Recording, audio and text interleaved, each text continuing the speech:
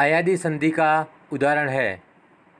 इसका सही उत्तर है विजय, जिसे हम आगे संधि के चार्ट से समझ सकते हैं। संधि को पहचानने के कई तरीके हैं, लेकिन हम अगर सबसे सरल रूप से इसे पहचाने तो हम यही कह सकते हैं कि संधि का जो आगे का वर्ड है वो हर एक संधि में अलग अलग है। जैसे कि अयादी संधि के अंदर आपको जो ग्रीन कलर का एरो दिखाई दे रहा है वहाँ पे लिखा हुआ है ए, अर्थात पहले ए होगा उसके बाद अ या ई होंगी। नीचे जो पीले कलर का एरो दिखाई दे रहा है वहाँ पे लिखा हुआ है ओ और औ, अर्थात अयादी संधि में पहले वर्ण ए और ओ ही होंगे, इसके अलावा कोई और दूसरा वर्ण हो ही नहीं सकता। अब आप रेड कलर का एरो दिखाई दे रहा है वहाँ देखिए यण संधि है। यण संधि में पहले ई और उ होंगे, उसमें ए ओ वर्ण हो ही नहीं सकते। अगर पहले सीधा अपन को दिख जाए ई और उ तो समझ लेना ये यण संधि है। ये तो बिल्कुल शॉर्टकट तरीका है, लेकिन इसमें भी कुछ अपवाद हैं जिसे आपको ध्यान रखना पड़ेगा।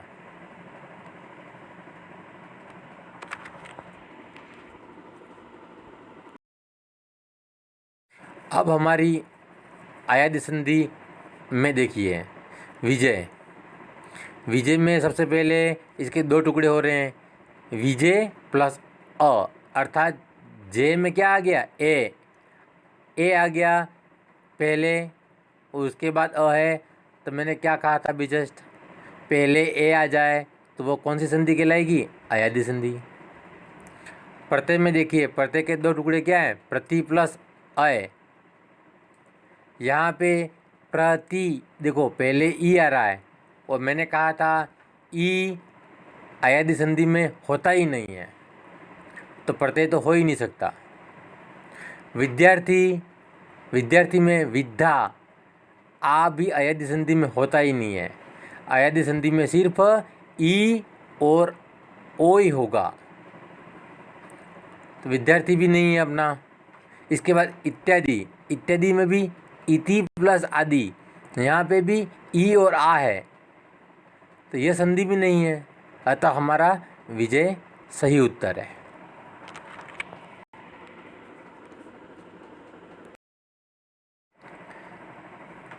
तद्भव शब्द है, सही उत्तर है हमारा चौथा। तद्भव शब्द उन्हें कहते हैं जिनका जन्म संस्कृत के शब्दों से हुआ है। और तत्सम, सम का मतलब क्या होता है? समान। जो शब्द संस्कृत के समान ही हैं उन्हें हम तत्सम शब्द कहते हैं। जैसे कि ग्रामीण, कार्य और अंक, ये जो शब्द हैं वो संस्कृत के समान ही हैं, अतः ये तीनों तत्सम शब्द हैं। ग्रामीण का तद्भव है गवार, कार्य का तद्भव है काज और अंक का तद्भव है आँख। चौथा हमारे पास क्या है? तद्भव है। और चौथा का चतुर्थ शब्द वह तत्सम है, अतः हमारा चौथा तद्भव शब्द राइट है।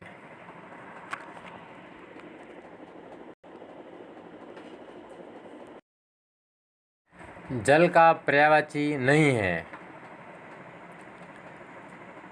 यहाँ पर नीर, सलील और जीवन तो हैं, लेकिन पानी में पानी की मात्रा अण की जगह पानी होता है, अतः यहाँ पर पानी जो लिखा हुआ है वह जल का पर्यायवाची नहीं है।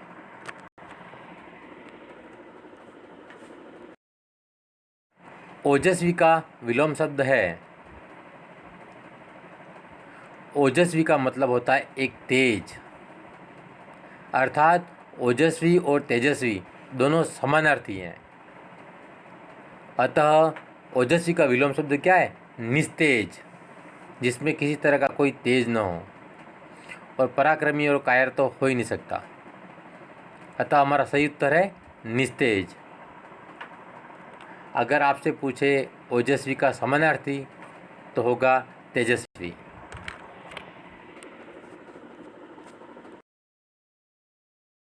मीठा शब्द में कौन सा प्रत्यय है? साथियों, मीठा प्लस आस, आस एक प्रत्यय है, बाकी अस, स और ठास कोई प्रत्यय शब्द है ही नहीं। अतः हमारा आस है वो सही उत्तर है। जहाँ पे हम देख सकते हैं मीठा आ प्लस आ मिल जाता है तो आ ही बनता है, अतः आस राइट है। हाथों हाथ में कौन सा समास है? यहाँ पर अपना सही उत्तर है अव्ययीभाव समास, क्योंकि अव्ययीभाव समास में ही शब्दों की पुनरावृत्ति होती है। जैसे कि हाथ ही हाथ में, हाथ की पुनरावृत्ति होती है। एक और उदाहरण है चला चली, जहाँ पे चल की पुनरावृत्ति हो रही है। जैसे कि मारा मारी, मारा मारी में भी पुनरावृत्ति हो रही है। अतः ये जो भी शब्द हैं वो सब क्या हैं? अव्ययीभाव समास के द्योतक हैं। आप अगर यहाँ गलती से द्वंद्व समास कर सकते हो, इसीलिए मैंने वहाँ लिखा था इनमें से कोई नहीं, क्योंकि हाथों हाथ के बीच में एक छोटा सा हलंत है। तो यहाँ पे अधिकतर बच्चे गलती कर देते हैं और लिख देते हैं, अतः द्वंद्व समास कर देते हैं और वहीं पे अपना उत्तर गलत हो जाता है। अतः सही उत्तर है अव्ययीभाव समास।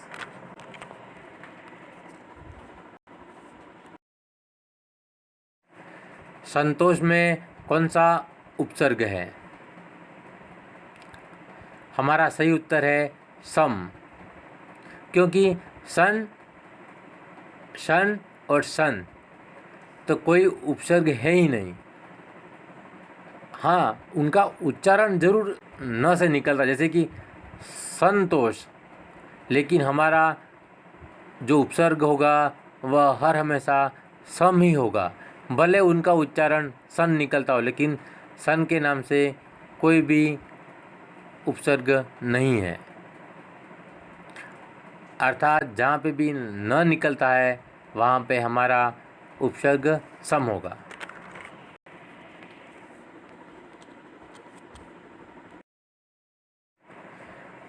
जल ही जीवन है, इस वाक्य में जल शब्द क्या है?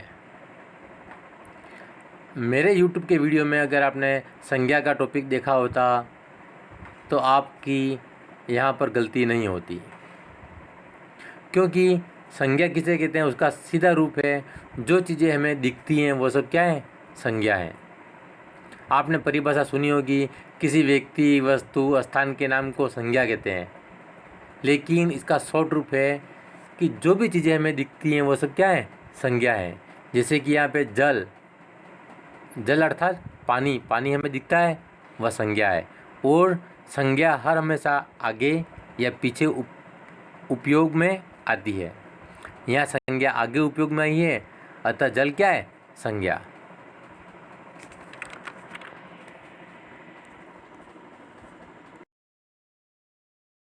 वह आग में जल गई, इस वाक्य में जल शब्द का प्रयोग एक क्रिया के रूप में हुआ है, क्योंकि हर एक सेंटेंस के अंदर एक क्रिया होना बहुत ज़रूरी है, तभी उसका सार्थक अर्थ निकलता है।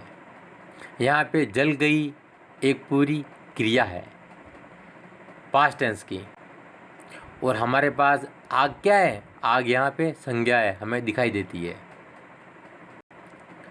तो यहाँ पे जो जल गई है वह क्या है? क्रिया।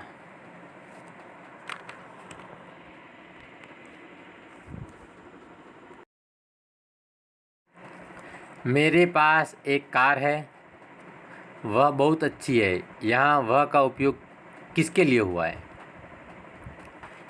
मित्रों, मेरे पास एक कार है, कार हमें दिखाई देती है, अतः यह क्या है? संज्ञा है। वह बहुत अच्छी है, कौन अच्छी है? कार अच्छी है। तो वह शब्द किसके लिए उपयोग में आया है? संज्ञा के लिए। अगर प्रश्न ये होता कि यहाँ पर वह क्या है, तो हमारा उत्तर होता सर्वनाम। लेकिन हमारा प्रश्न क्या पूछ रहा है? वह का उपयोग किसके लिए हुआ है? तो वह का उपयोग कार के लिए हुआ है। और क्या कार क्या है? संज्ञा है। अतः हमारा उत्तर संज्ञा सही है।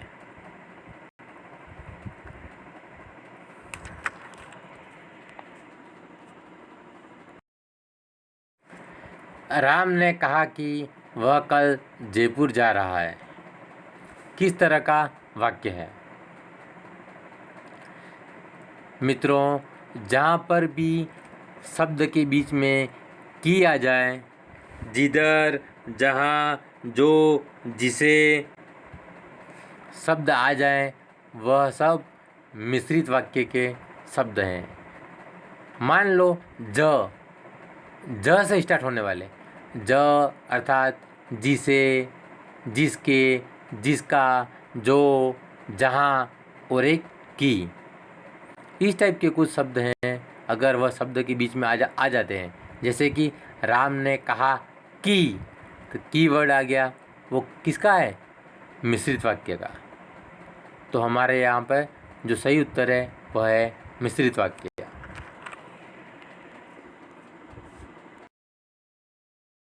पृथ्वी से शनि ग्रह दूर है। इस वाक्य में पृथ्वी व शनि में क्रमशः कौन सा लिंग है? पृथ्वी और शनि दोनों हमें नामों से तो क्या दिखते हैं? स्त्रीलिंग। लेकिन शनि जो है वह पुल्लिंग है और पृथ्वी है वो स्त्रीलिंग है। अब हमें जो पूछा है वह क्या पूछा है? क्रमशः, यानी पहले पृथ्वी का नाम है फिर शनि का नाम है। तो पृथ्वी पहले है तो पहले स्त्रीलिंग और शनि बाद में है तो पुल्लिंग, अर्थात स्त्रीलिंग और पुल्लिंग हमारा सही उत्तर है।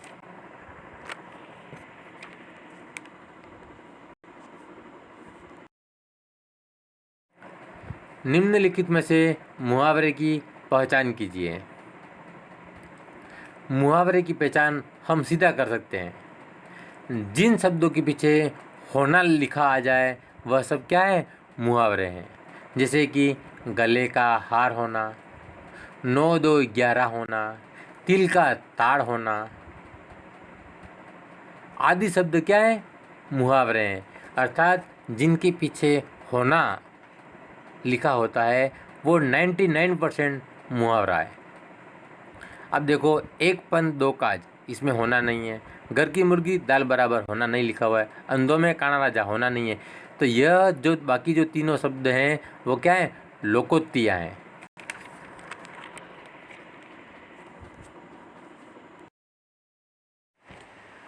अजो तरेणो ही रयो, श्रुति सेवक एक रंग, नाक बाक बेसरी लयो, बसी मुकुतनु के संग। इस दोहे में कौन सा सौंदर्य है? यह दोहा कवि बिहारी जी का है। इस दोहे में बिहारी जी ने बहुत ही सुंदर शब्दों में इसकी व्याख्या की है।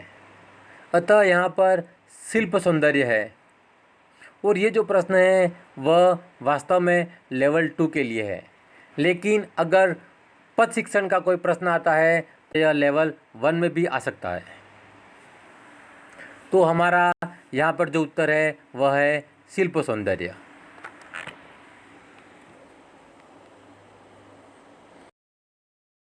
निम्नलिखित में से शुद्ध शब्द पहचानिए। जो पहला है राजा और रानी, इसमें और के ऊपर 2 मात्राएं होनी चाहिए थी, क्योंकि इस और का मतलब होता है तरफ और उस और का मतलब होता है राजा तथा रानी। दूसरा है राजा रानी, उसमें रानी की मात्रा छोटी है, छोटी ई की मात्रा है, अतः यह भी अशुद्ध है। तीसरा है राजा की रानी। राजा की रानी में देखो यह संबंध बताता है। किसकी रानी है? राजा की। जहाँ पर भी हमें संबंध दिखाई देता है वहाँ पे हर हमेशा बड़ी की का उपयोग होता है, अतः तीसरा भी गलत है। जब तीनों गलत हैं तो हमारे पास उत्तर है चौथा, सभी गलत हैं। जहाँ पे सही क्या है? राजा की रानी। जहाँ पे की मात्रा बड़ी होगी और रानी में भी बड़ी मात्रा है, लेकिन पीछे से साथ ही देखो एक और सेंटेंस है, राम ने कहा कि। अब यहाँ पे कोई संबंध नहीं है, इसलिए हमने छोटी की का उपयोग किया है। अतः हमें की के उपयोग में सावधानी रखने की ज़रूरत है।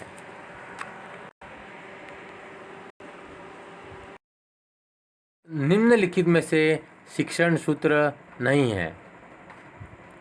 मेरे मित्रों, हर हमेशा शिक्षण सूत्र जो भी कन्फ्यूज़न वाले हैं उनकी एक लिस्ट बना दिया करो, तभी आपको ध्यान में रहेगा। जैसे कि ज्ञात से अज्ञात की ओर, तो हमारा शिक्षण सूत्र है। सरल से जटिल की ओर है, निकट से दूर की ओर है। लेकिन जो शिक्षण सूत्र है वह है विशिष्ट से सामान्य की ओर, और यहाँ पे दिया हुआ है सामान्य से विशिष्ट की ओर। अतः यहाँ पे सामान्य से विशिष्ट की ओर शिक्षण सूत्र गलत है। सही उसका रूप है विशिष्ट से सामान्य की ओर।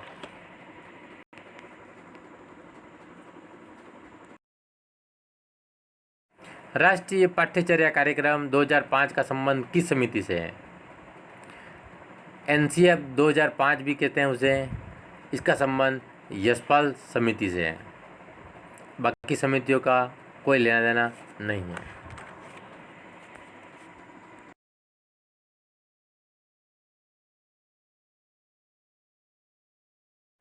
अच्छे मूल्यांकन का गुण नहीं है।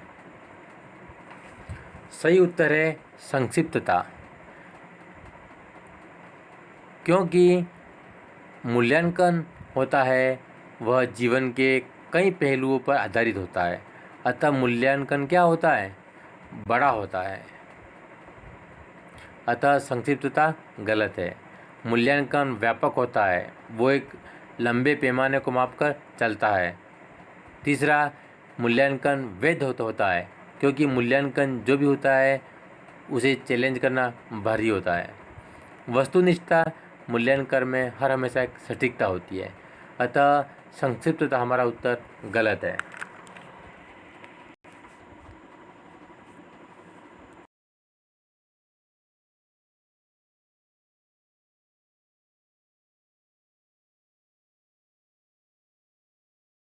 कोई लड़का किसी शब्द का बार बार गलत उच्चारण करता है तो आप उस लड़के को क्या सलाह देंगे?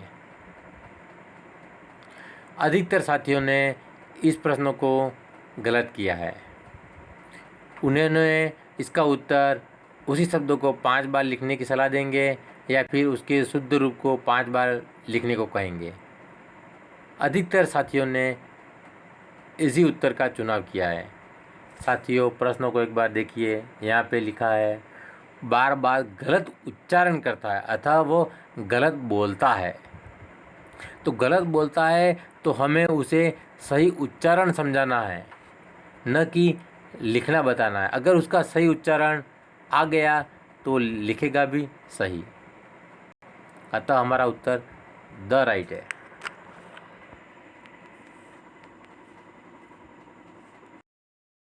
हिंदी शिक्षण की किस विधि में पहले नियम और उसके बाद फिर उदाहरण दिया जाता है? तो साथियों, हमारे पास जो आगमन विधि है और एक निगमन विधि है। आगमन विधि में पहले उदाहरण दिया जाता है और फिर नियम बताया जाता है। निगमन विधि में क्या होता है? उल्टा, पहले नियम बताते हैं और फिर उदाहरण देते हैं।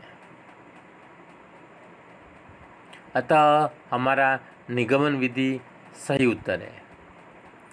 व्याख्यान विधि में सिर्फ व्याख्या की जाती है, यहाँ पे उदाहरणों का कोई मतलब नहीं है। प्रश्नावली विधि में प्रश्न उत्तर पूछे जाते हैं। अतः सही उत्तर है निगमन विधि। प्रश्न पत्र निर्माण हेतु किसका उपयोग किया जाता है?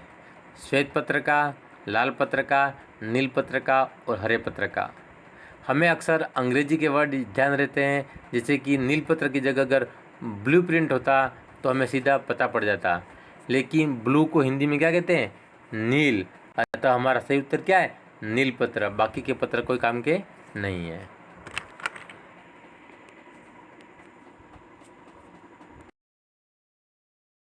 हिंदी शिक्षण में आदर्श वाचन किसके द्वारा किया जाता है? सही उत्तर है शिक्षक के द्वारा, क्योंकि शिक्षक ही एक आदर्श वाचन प्रस्तुत करता है और विद्यार्थी क्या करते हैं? उनका अनुकरण करते हैं। कई साथियों ने उसका जवाब किसी क्रांतिकारी के द्वारा बताया है, लेकिन साथियों हमने हिंदी शिक्षण में बात की है। वो हिंदी शिक्षण में एक शिक्षक ही आदर्श वाचन करके बच्चों को समझाता है। अतः हमारा सही उत्तर है शिक्षक के द्वारा।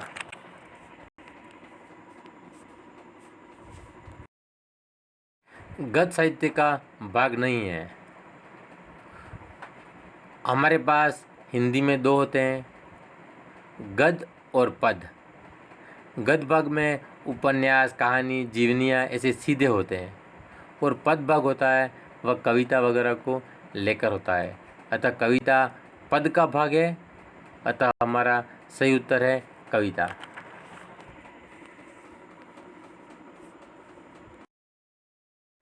ज्ञान किसी की बपोती नहीं है, उसका माध्यम केवल पुस्तक है। यह कथन किस महापुरुष का है? तो यह कथन है डॉक्टर राधाकृष्णन का। हिंदी शिक्षण में सबसे पहले बच्चे को क्या आना चाहिए? पढ़ना, लिखना, उच्चारण करना, प्रश्न करना। अभी जस्ट हमने पहले ही प्रश्नों में बताया था कि सबसे पहले बच्चे को उच्चारण आना चाहिए, उसके बाद उसे लिखना है, पढ़ना है, प्रश्न करना है, सब आ जाना चाहिए। लेकिन महत्वपूर्ण जो फर्स्ट है वो क्या है? उच्चारण करना, क्योंकि अगर वह सही उच्चारण करेगा तभी वो सही लिख पाएगा, पढ़ पाएगा और छोटे मोटे प्रश्न कर पाएगा। व्याकरण शिक्षण की सर्वश्रेष्ठ विधि है, तो है हमारा सही उत्तर आगमन निगमन विधि, क्योंकि व्याकरण में पहले उदाहरण दिए जाते हैं फिर नियम बताए जाते हैं, लेकिन व्याकरण में आगमन और निगमन दोनों विधियां हम आसानी से आगे पीछे बदलकर इसका उपयोग कर सकते हैं। अतः सही उत्तर है हमारा आगमन निगमन विधि।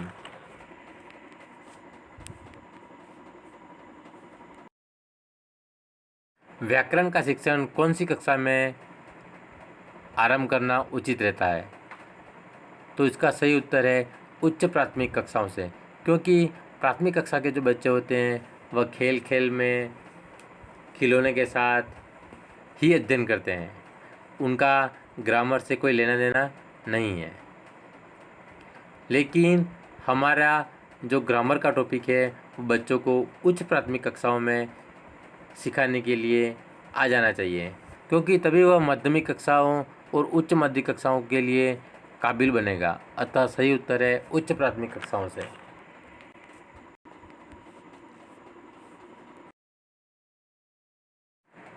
लैटिन भाषा में व्यक्तित्व शब्द का शाब्दिक अर्थ क्या है?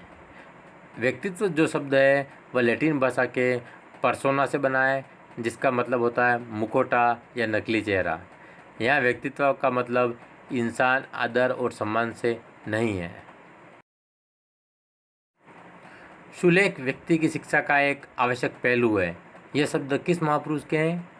तो ये शब्द हैं महात्मा गांधी के, क्योंकि उन्होंने ही कहा था कि अगर आपको एक बच्चे की हैंडराइटिंग सुधारनी हो तो हमें उनसे सुलेख लिखवाने चाहिए।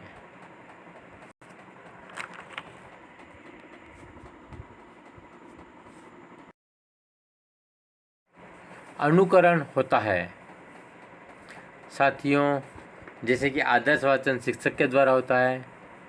जब शिक्षक आदर्श वाचन पूरा कर लेता है तो उसके बाद बच्चों की बारी आती है। बच्चे एक साथ भी किसी कविता, गीत का वाचन कर सकते हैं तथा व्यक्तिगत रूप से एक एक बच्चा भी उठकर पाठ को पढ़ सकता है। तो यहाँ पे अनुकरण क्या हो गया? व्यक्तिगत और सामूहिक दोनों। इसी के साथ आज अपना आंसर की का टॉपिक पूर्ण हुआ। और जहाँ तक मेरी आशा है आपको ये टॉपिक बहुत अच्छा लगा होगा। मैंने जहाँ जहाँ ज़रूरत है वहाँ मैंने आसान विधि से प्रत्येक प्रश्नों को समझाया है ताकि आपका ज्ञान स्थायी हो सके। इसी के साथ धन्यवाद।